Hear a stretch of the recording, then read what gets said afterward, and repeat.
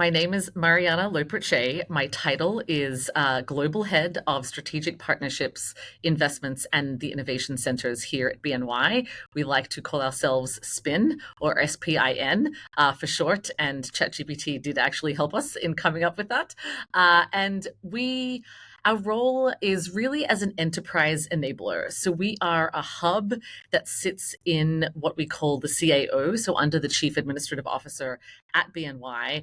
And, the remit is really how can we help business leaders and the engineering organization to accelerate their strategic priorities, and how can we be driving enterprise innovation through the tools that we have in the team. And those are to be kind of a provider of strategic partnerships, especially in the fintech space, strategic investments, and to manage the minority equity investment portfolio, and then the innovation centers, which are both a space and a service capability to really help drive enterprise-wide innovation. You also do quite a lot of different things then, different buckets, different teams, different opportunities. Is it possible to pick one thing that you're really excited about right now? What's the more fundamental or overreaching or project perhaps that you're involved in? Yeah, so look, I think it's true that the team does touch lots of different parts of the organization, and we are often engaged in helping drive growth initiatives in particular. But I think the area that is most exciting to us today is really how we are supporting scaling AI-enabled solutions across the enterprise. It's probably no surprise, given some of the media attention that it's been given already, that BNY is really focused on what Rob and Vince, our CEO, is describing as AI for everyone. And we sometimes call it AI for everyone, everywhere. And I think that, the goal is really moving beyond experimentation. And so we're excited to see that there are over 100 solutions now that are already in production at BNY, driving everything from predictive analytics to anomaly detection, operational efficiencies, serving clients better and differently.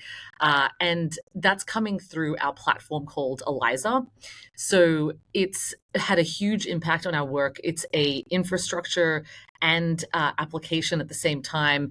It's the ability for us to be interacting with with different models. So it's a model agnostic platform that allows us to have a compliant and secure infrastructure in which to kind of do what I'm going to describe as knowledge retrieval, productivity enabling kind of style of AI. But it's also a platform upon which we're building enterprise agents, and it allows us to really streamline the workflows, streamline the insights about some of the different applications that we're building at BNY, and then free up lots of people's time for higher value work.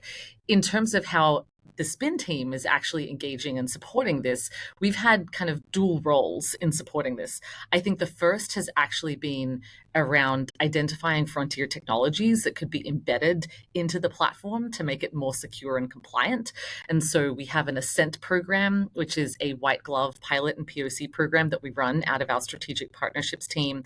And some of the early cohort this year included companies that were at the intersection of cyber and AI. And those companies are being adopted both in terms of what we're calling BNY's AI Trust Assurance Program to set the bar for responsible AI deployment, but they're also being embedded into the ELIZA infrastructure so that we believe it's adding incremental guardrails and protection, and it's also delivering a secure and compliant platform for regulated industry like BNY to be able to use. The second area which is contributing to why I'm excited about this initiative is that the Innovation Center has been also partnering as a valued partner to really think about how can we enhance the design of the platform, and what does that mean? It's not just about the UX or UI, but also about the user experience. And so we take often a user-centric lens to doing some different types of user research, different types of interviews, and we're supporting the AI Hub and the engineers and their senior designer in really reimagining what does digital innovation and experience look like, as well as supporting their cross-functional collaboration. So helping lots of different teams, whether it be risk, compliance, operations, et cetera, to understand how can they be engaging in some of the initiatives. And so we've been supporting the AI Hub and many of these other teams to collectively think about what are some of the monitoring and dashboards and considerations that we want to be tracking, once again, to deploy AI in a secure and compliant way. That's fascinating. So again, lots happening there. How do you like measure success? How do you know what good looks like? Think like the next 12 months. What do you want to accomplish by the end of next year, for example? Yeah, so it's a great question, and I would say that each sleeve of the team has, different ways of thinking about success. In the end, our overarching measure of success for the team is, how can we be contributing to measurable business outcomes? And so that should be we're reducing time to market to be able to deploy new features. We're acquiring new capabilities to drive growth for the firm. We're enabling operating efficiency or cost savings. And sometimes we're enhancing our understanding of our processes and improving the outcomes, both for employees, stakeholders, and clients. If I kind of break that down, I think that, from a strategic partnerships perspective, I think we really think about how can we continue to scale up some of the pilots that we're doing. And so how can we bring through, more potential partners and fintech partners into the Ascent program? And then how can we really convert those pilots into full deployment? So, success is the excitement of not only testing and validating a new technology, it's also about seeing it adopted and integrated. And that can be a long life cycle of, let's call it 12 to 18 months between kind of bringing a company in, testing and validating, completing a POC and its readout, and then actually talking about implementation. And then seeing the successful implementation and the benefits it's bringing can be kind of an 18-month to 2-year journey. So we continue to think about it as kind of on a rolling basis, how we bringing in more opportunities. I think as it relates to kind of the investment sleeve, we're always looking for more opportunities to really be reducing the time to market on capabilities, acquiring new capabilities, and ensuring that we're having an impact in improving the, let's call it, the tech stack and the capabilities of the firm. So it's continuing to refine our investment strategy to maximize impact. It's not just about the number of investments that we might do. It really is making sure that what we do we think has a high impact commercially on the business or technically on how we are deploying, high impact technologies. And then as I think it relates to our innovation center, it's a combination of ensuring that we're supporting the company to run better, that we're supporting the ability to reimagine, processes that occur in large organizations, and we want to really be sparking progress. It's one of our principles at BNY is really how do we spark progress? How do we think innovatively and curiously about processes to improve them? Which means that we're running our company better and we're making better outcomes for our employees to be more productive, as well as our clients to have a better experience. And then I think there's ongoing engagement with our commercial strategy and with many of the client coverage people across the firm to think about how can we be more for our clients? How can we use the capabilities that we have in the Innovation Center that include both design and kind of strategic ideation and visual storytelling and bring those to clients to help them solve problems so that we can be a more important partner. And so once again, part of our, be client obsessed principle and thrive together really being a collaborative force that works with the client coverage team to show up differently to clients. And you mentioned it can take up to perhaps 2 years to sort of see the full benefit of something. And I know AI is still kind of early days. Is there anything you can share? Any KPIs, any sort of success metrics where you can already see the benefit of implementing AI as an example? Yeah, well, I think that as a firm, we have, I think, close to 98% of people that have taken the prerequisite requirements or educational requirements for responsible AI to adopt technology. And if you think about BNY as a 55,000 plus, person organization, that's an incredible achievement in itself to have, the adoption of the bulk of the firm having completed that so that they can use our internal AI infrastructure, ELIZA.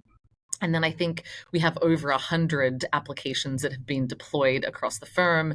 And so if you think about whether that's, writing credit underwriting memos better, or whether it's about, reviewing and repairing certain types of payment instructions, or whether it's reviewing certain types of quality assurance capabilities, that is really increasing the operating efficiency of the the firm and allowing us to operate, at scale in a way that we think is both more productive to allow people to focus on more strategic questions and also on higher value work.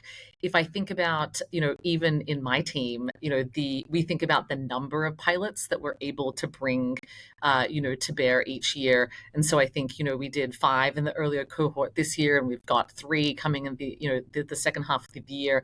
I think we've already being able to achieve many of the OKRs that we've set. Part of that is, I think, because we have a great sourcing team and great partners in the businesses. And I do think that part of it is that we've become more efficient as a firm, and we have been adopting AI within the team, thinking about investment memos, thinking about ways of reviewing when companies come and talk to us. How can we do briefings more efficiently? So I think there really is what I describe as rapid experimentation and deployment that's taking place, and that not all of that is always able to be seen in an ROI metric. We do believe that AI is so nascent that in many cases, the imperative to adopt it is stronger than the need to just assign ROI to every single use case, because in many ways, we're also powering our culture through adoption of AI. We do think that the cultural change is as important, if not more important, than some of the technical and technological change, and getting people comfortable with the fact that our way of working, especially in a knowledge business, is going to change. And so I think there's a real emphasis and passion around, how do we make AI part of the innovation journey at all levels and in all products and platforms and hubs and use cases. And that's a good segue to my next question, which I was going to ask around capabilities and skill sets. So, what are you currently looking to develop or build out within your team? Like, what does the hiring look like for the next 12 months? Yeah, it's such a great question because I do think of my team as really a multidisciplinary team in the sense that what it takes to be really great, as a designer versus an engagement lead in the innovation center versus, an investor in our corporate VC arm versus someone driving a partnership, can all be a little bit different. But I think there is an overarching skill set, or I'm going to call it kind of transferable way of working and skill that I look for.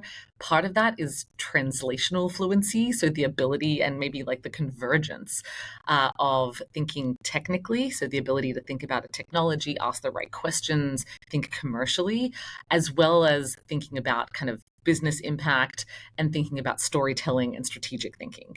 I often say that there is a fantastic mix of creativity, technical capability and insight and knowledge, as well as storytelling, that makes the best, combination of skills for the future of work, and especially also for my team. And so I do think that I look for that blend, as I said, of technical literacy, strategic thinking, and storytelling to drive what we would like to think is an end-to-end innovation engine in our team. Well, a lot of people that I speak to within innovation in financial services, they often talk about how difficult it can be. It's easy to have a vision, easy to find potentially good partners to work with, but it's difficult to make others do things that you want them to do. So you have to be an efficient influencer, perhaps. What advice would you give to other leaders in your shoes in other organizations when it comes to how to get innovation done or to drive innovation through a complex organization? Any thoughts on that? So I think there is no silver bullet is the first thing. But I do think that, the first thing I always tell both external partners that we work with who are trying to enter the bank, and then also, working in our team and serving, many business leaders as our clients, we do really try and start to think of things from what is the problem? Like, what is the problem that we're trying to solve? Who is this important to? And how does either our capability or the technology that we're trying to bring in, how does it solve a problem?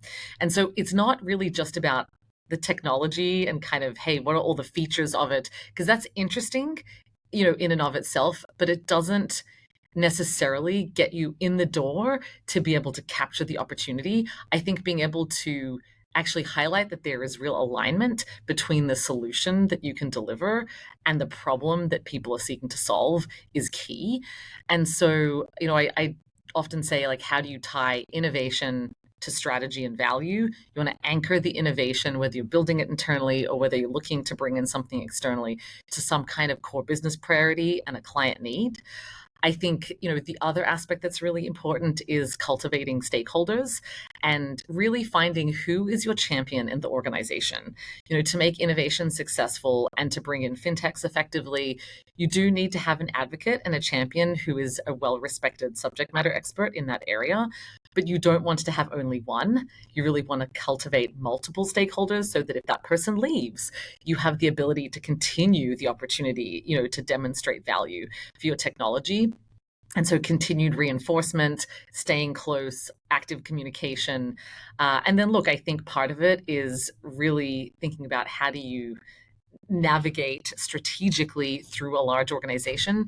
Don't think about, many of what people might think of as blockers as being a challenge.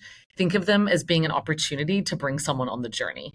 And so, we think about, even at BNY, we think about the importance of bringing the risk and compliance and many of the, the sourcing organization, all the different parts of the organization need to be partners in bringing an innovation to bear.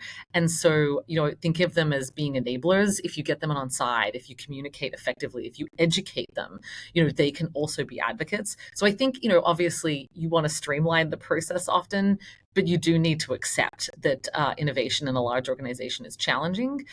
It does take time, and you want to be patient. And so to really spark progress, you're going to have to work out how to collaborate effectively and how to tell your story effectively. So I do believe that there's an aspect of kind of collaboration, curiosity about the organization and how you can get the right people, cultivating the right stakeholders, and then really tying innovation to value. Mariana, super interesting insight. Really appreciate that. Thank you very much for your time. Thank you, Krista.